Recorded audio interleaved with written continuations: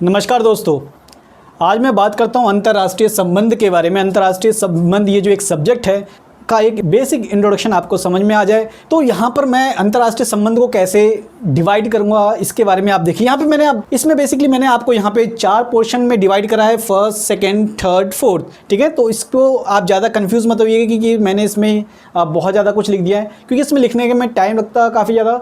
तो मैंने इसको पहले से लिख के रखा है जिससे आपको आसानी से समझ में आए ये है क्या। देखिए, सबसे पहले अंतर्राष्ट्रीय संबंध में हम चलते हैं। कई जगह अंतर्राष्ट्रीय राजनीति भी लिख देते हैं, अभी हम उसमें नहीं घुसेंगे। अंतर्राष्ट्रीय संबंध और अंतर्राष्ट्रीय राजनीति में क्या अंतर है उसको एक अलग सेपरेट टॉपिक में कवर करेंगे किसी दिन। बेसिकली इसके अंदर है क्या अंतर्राष्ट्रीय संबंध को अगर आप जानना है तो पहले सबसे पहले इसके नामों में कंफ्यूज मत हो जाइएगा, क्योंकि मैं यहाँ पे हिंदी और इंग्लिश मीडियम के जो स्टूडेंट है उसको दोनों को थोड़ा बहुत समझ में आ जाए। बेसिकली हिंदी मीडियम वालों के लिए है, क्योंकि उनको काफ़ी ज़्यादा दिक्कत आती है। अलग अलग बुक्स में जो राइटर्स होते हैं हिंदी के, वो अपने ही मन से कुछ भी लिख देते हैं। कई बार वो अलग ही विचारधारा को लेकर चलते हैं। बच्चों को अलग अलग बुक्स में अलग अलग नाम देखने को मिलते हैं, जिससे कई बार उनको कन्फ्यूज़न हो जाती है। तो उन्हीं के आसानी के लिए हिंदी मीडियम वाले बच्चों के लिए खासकर ये मैंने एक स्ट्रक्चर उनको डिवाइड किया जिससे उनको आसानी से समझ में आ जाए कि ये है क्या। तो देख ले, सबसे पहले आपको इसके नाम में अंतर्राष्ट्रीय संबंध यानी थ्योरी ऑफ इंटरनेशनल रिलेशंस के रूप में पढ़ना पड़ता है। आप बुक्स में अगर आप बीए में हैं तो इसमें आपको काफ़ी ज़्यादा सबसे पहला पोर्शन सिद्धांत का ही रहता है, लेकिन मैं यहाँ पे बात कर रहा हूँ यूजीसी नेट के लिए स्टूडेंट के लिए, या मास्टर्स के स्टूडेंट, या यूपीएससी के स्टूडेंट। तो अगर आपको अंतर्राष्ट्रीय संबंध, सबसे पहले आप अंतर्राष्ट्रीय संबंध की क्या चीज़ पढ़ते हो तो अंतर्राष्ट्रीय संबंध के सिद्धांत के बारे में पढ़ते हो। ठीक है, इसको हम एक और भाषा में डिवाइड कर सकते हैं, इसको हम कहते हैं school of thought of international relations. ठीक है, यानी स्कूल ऑफ थॉट यानी आईआर के अंदर यानी इंटरनेशनल रिलेशंस में स्कूल ऑफ थॉट भी चलते हैं, तो उसको भी इसी कैटेगरी में सेम चीज़ है। ये भी अंतर्राष्ट्रीय संबंध की विचारधारा है, हिंदी में मैंने लिख दिया थोड़ा सा। और इसको हम कई बार अप्रोचेस के नाम से भी जानते हैं, या दृष्टिकोण या उपागम। ठीक है, तो ये 3 नामों से जाने जाते हैं। तीनों चीज़ एक ही है लगभग। इसमें अलग अलग स्कूल की विचारधारा है। स्कूल मतलब जैसे मार्क्सिज्म स्कूल, लिबरलिज्म स्कूल। अंतर्राष्ट्रीय सिद्धांत मतलब थ्योरीज चलती हैं, जिसमें मैंने आपको यहाँ पे फर्दर डिवाइड करा हुआ है।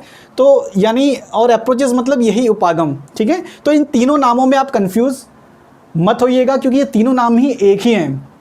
ठीक है, तो यहाँ तक सबसे पहली बात समझ में आ जानी चाहिए कि आपको ये तीनों नाम आपके अंतर्राष्ट्रीय संबंध में, चाहे वो अप्रोचेस के नाम से पूछें, चाहे वो अंतर्राष्ट्रीय थ्योरीज के बारे में पूछे, या स्कूल ऑफ थॉट, तो इसमें आपको कंफ्यूज नहीं होना है। हर बुक्स में अलग अलग लिख सकते हैं। कहीं पे दृष्टिकोण लिख सकता है कोई हिंदी मीडियम वाले, खासकर बुक्स में कहीं पे उपागम लिख सकते हैं, कहीं पे विचारधारा लिख सकते हैं, कहीं पे वो अंतर्राष्ट्रीय संबंध के सिद्धांत लिख सकते हैं। ठीक है, तो ये हुआ आपका पहला पोर्शन। अब ये है क्या चीज़ अंतर्राष्ट्रीय संबंध, तो इसके अंदर आप देखोगे कि इसमें डिफरेंट स्कूल ऑफ थॉट्स को, यानी डिफरेंट जो थ्योरीज है उसको अलग अलग राइटर्स ने अपनी अपनी भाषा में लिखा है।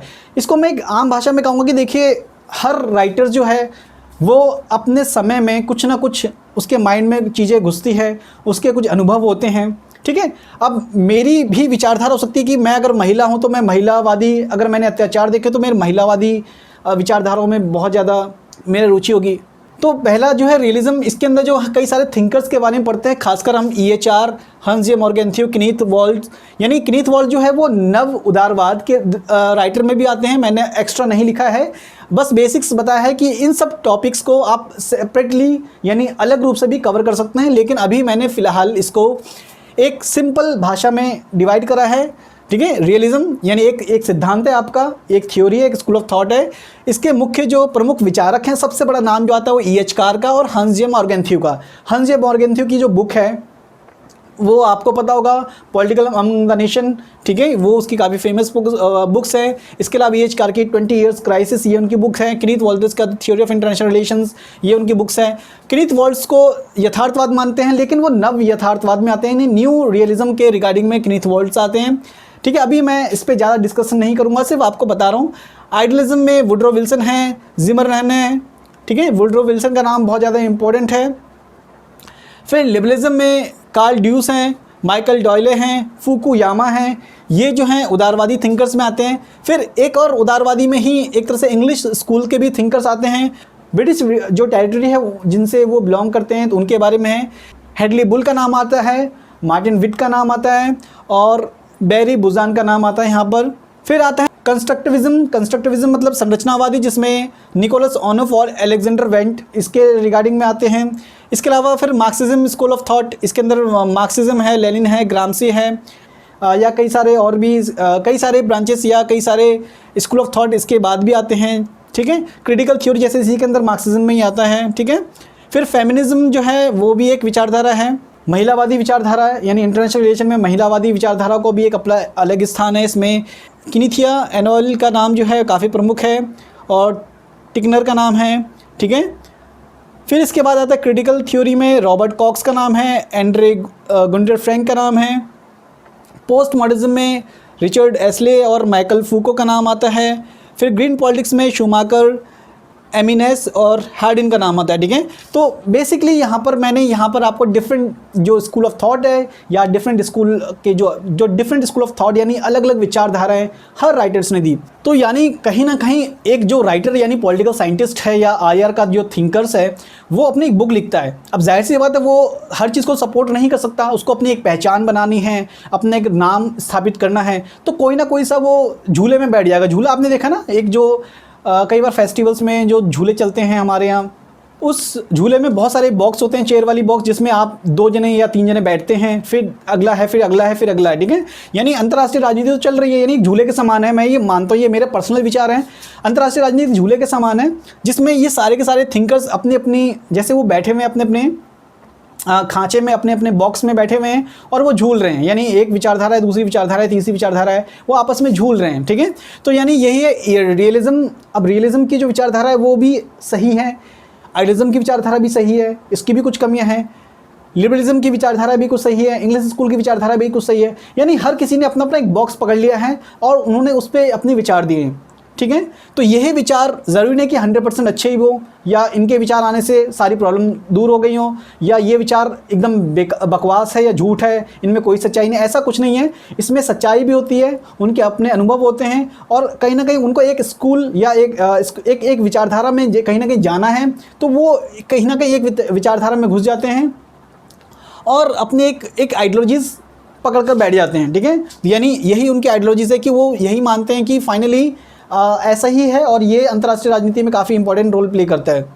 तो ये थे हुए आपके थ्योरीज़। अब ये दूसरे पोर्शन पे चलते हैं। अब थ्योरीज़ के अलावा अब इसके अंदर जो हैं वो बहुत सारे चलते हैं कॉन्सेप्ट। आपके कॉन्सेप्ट का मतलब क्या है, यहाँ पर बहुत सारे मुद्दे चलते हैं। यहाँ पर इसके अंदर अभी छोटे मोटे सिद्धांत भी आ जाते हैं, यानी इसी विचारधाराओं के अलग अलग सिद्धांत हो सकते हैं, लिबरलिज्म, मार्क्सिज्म या जो है आपका रियलिज्म, ठीक है। यहाँ पे ये रियलिज्म यहाँ पे है, तो रियलिज्म, लिबरलिज्म या मार्क्सिज्म के भी अंदर कई सारे हमें कॉन्सेप्ट देखने को मिलते हैं। ऐसे बहुत सारे सिद्धांत या अवधारणाएं या टर्मिनोलॉजीज हो सकते हैं जो हमें पढ़ने पड़ते हैं। जैसे फॉर एग्जांपल हमें शक्ति के बारे में पढ़ना पड़ता है, बैलेंस ऑफ पावर यानी शक्ति का संतुलन है, फिर नेशनल इंटरेस्ट राष्ट्रीय हित के बारे में पढ़ना हो सकता है। इस तरीके से बहुत सारे हमारे पास अवधारणाएं हो सकती हैं जो कि किसी एक स्कूल ऑफ थॉट से बिलोंग रखती हो। तो इसके अंदर जैसे रियलिज्म के अंदर बहुत सारे कॉन्सेप्ट हैं जो कि एक पर्टिकुलर आइडियोलॉजी से बिलोंग करती हैं, ठीक है। इसी अनुसार लिबरलिज्म में भी बहुत सारे ऐसे कॉन्सेप्ट हो सकते हैं जो कि पर्टिकुलर एक स्कूल से बिलोंग रखती हैं। जैसे ट्रेड मोस्टली जो है सपोर्ट करते हैं लिबरलिज्म, जैसे कैपिटलिज्म को सपोर्ट करते हैं लिबरलिज्म, डेमोक्रेसी को ज़्यादा सपोर्ट करते हैं लिबरलिज्म, पीस को, ह्यूमन राइट्स को, और ग्लोबलाइजेशन और फ्री ट्रेड, ये सब जो चीज़ें हैं ये अक्सर किसके साथ जुड़ी होती है, ये लिबरलिज्म के साथ जुड़ी होती है। और भी बहुत सारे कॉन्सेप्ट हैं जो कि लिबरलिज्म या जो लिबरल जो थिंकर्स हैं वो इस चीज़ को मानते हैं। इसके बाद आते हैं मार्क्सिज्म भी इसी तरीके से इंपीरियलिज्म के बारे में, साम्राज्यवाद, उपनिवेशवाद, नव उपनिवेशवाद यानी न्यू कॉलोनिज्म, हेजेमनी, वर्चस्व, इन सब के बारे में, या डिपेंडेंसी, निर्भरता, इन सब जो स्कूल के थॉट्स हैं वो बेसिकली मार्क्सिज्म से निकले हैं, ठीक है। तो मार्क्सिज्म की जो मार्क्सिज्म के जो स्कूल ऑफ थॉट है तो उसमें कहीं ना कहीं इस तरह के कॉन्सेप्ट चलते हैं।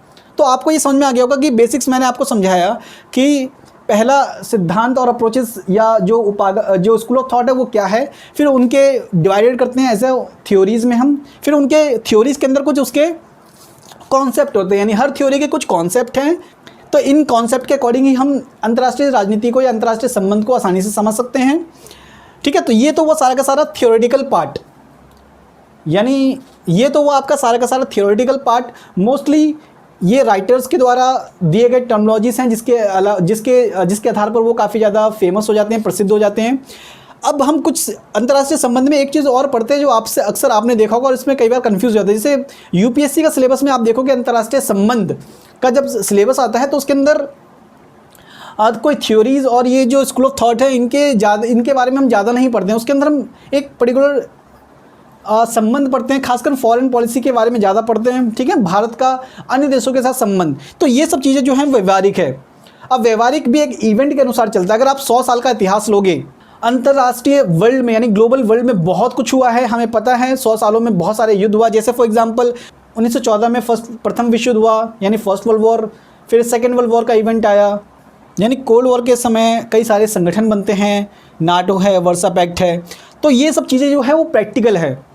जाहिर सी बात है कि इसको हम एक इवेंट के अनुसार पढ़ेंगे तो बहुत आसानी से हमें समझ में आ जाता है। यानी 1914 से के बाद क्या हुआ, 1920 में के 1930 के दशक में, 1940 के दशक में, 1950 के दशक में, 1960 के दशक में, 1970, 1980, फिर 2000 के दशक में, यानी एक पूरा एक क्रॉनिकल यानी इवेंट, यानी हम कह सकते हैं कि हिस्टोरिकल या इसे कंटेम्प्रेरी वर्ल्ड भी कहते हैं, कई बार वर्ल्ड पॉलिटिक्स भी कहते हैं इसको, ठीक है, कई बार तो इन नामों से जाना जाता है। और ये जो होता है खासकर व्यवहारिक होता है, इसको समझना बहुत आसान होता है, ठीक है।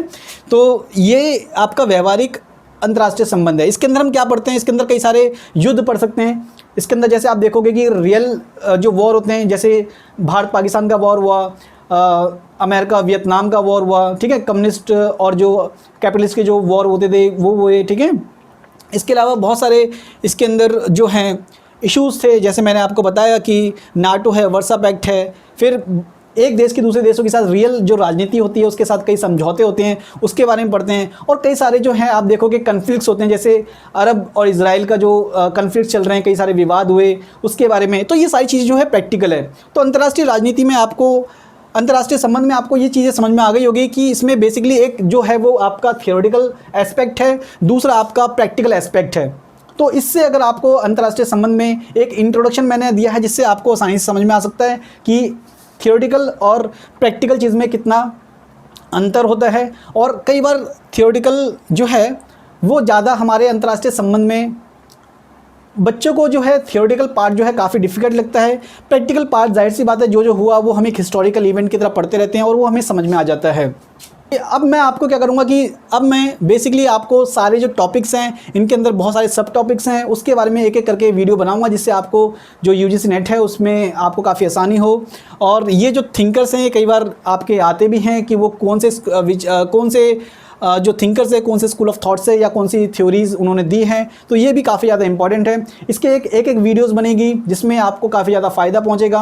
अगर आपको ये वीडियो अच्छी लगी है, आपको थोड़ा समझ में आया हो, तो इसे लाइक करिए, सब्सक्राइब करिए और अपने क्वेश्चंस पूछिए जिससे मैं आपके आने वाले वीडियोज़ में उन सवालों पर या उन टॉपिक्स पर वीडियो बना सकूँ। धन्यवाद।